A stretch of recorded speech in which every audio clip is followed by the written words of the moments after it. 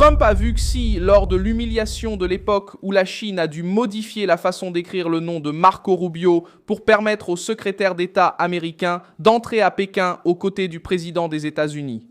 Marco Rubio, tel que nous le connaissons maintenant, est devenu Marco Lu. Ce vendredi 15 mai 2026, l'embarras ne réside pas dans le nom modifié.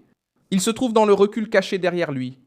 Pékin avait sanctionné Rubio pour ses critiques envers le régime chinois, pour Hong Kong, pour les Ouïghours et pour sa position ferme contre le Parti communiste chinois. Sauf que Trump a justement emmené cet homme en Chine et a placé le dirigeant chinois devant un choix difficile, empêcher Rubio d'entrer et provoquer une crise directe avec Washington. Ou accepter Rubio et tenter de masquer la défaite par une manœuvre de traduction. Xi a choisi de masquer.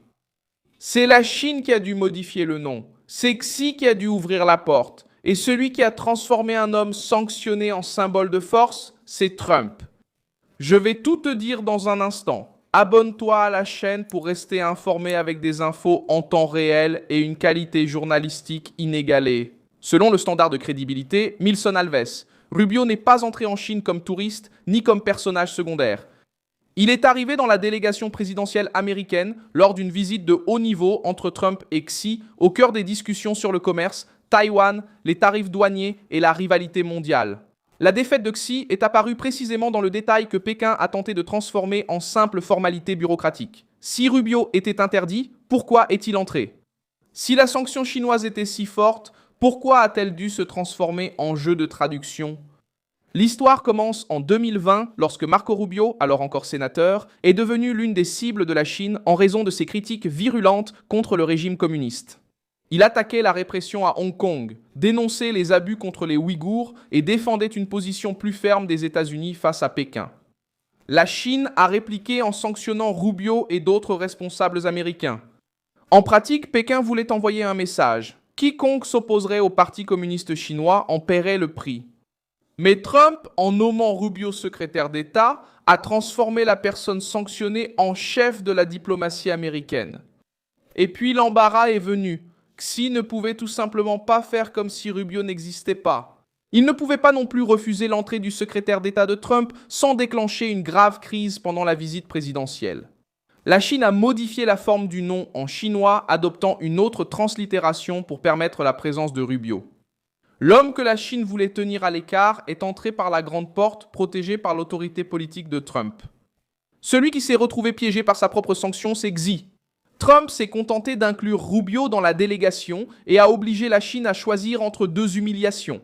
Empêcher l'entrée du secrétaire américain et provoquer une crise avec Washington, ou permettre son entrée et montrer que la sanction chinoise pouvait être contournée lorsque le président des États-Unis frappait du poing sur la table.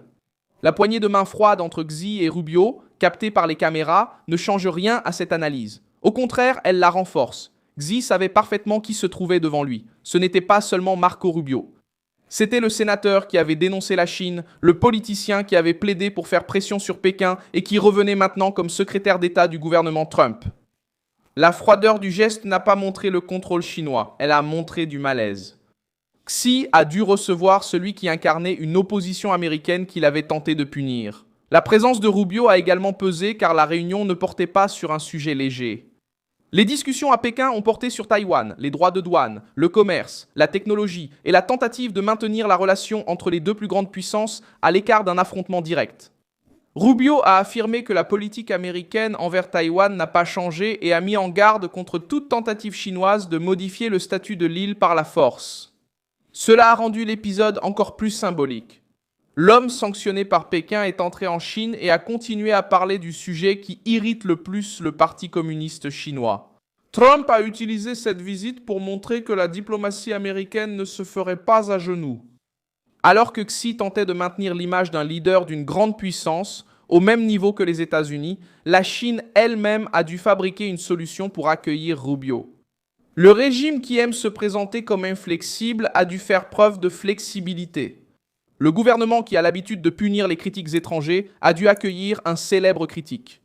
La nation qui voulait faire de Rubio un exemple de punition a fini par faire de Rubio un exemple de recul. Ce genre de scène n'est pas anodine dans la politique internationale.